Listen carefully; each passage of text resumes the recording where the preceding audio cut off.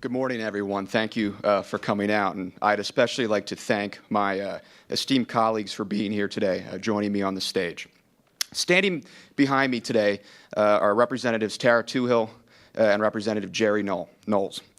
These are co-sponsors of these two pieces of legislation that we have recently introduced, which are designed to strengthen existing Pennsylvania laws in criminal cases involving children. Before we begin, I think we must recognize that children are the most vulnerable members of our society. We must do everything in our power to protect them.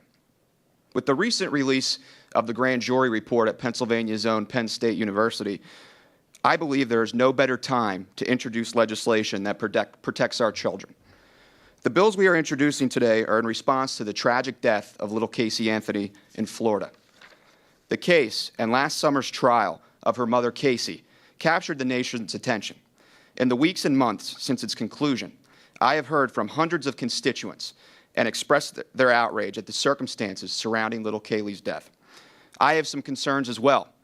I have a hard time understanding how a parent or guardian of such a young child could wait so long before reporting her missing and not suffer any legal consequences.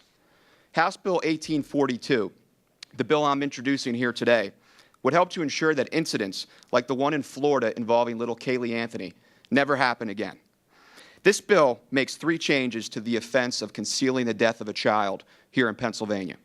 First, it changes the offense from a first-degree misdemeanor to a third-degree felony.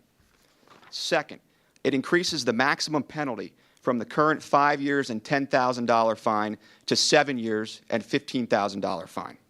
Third, it also adds language to ensure that the law applies to a natural parent, step-parent, adoptive parent, guardian, or custodian of a child. And it's that last provision that I believe is most important.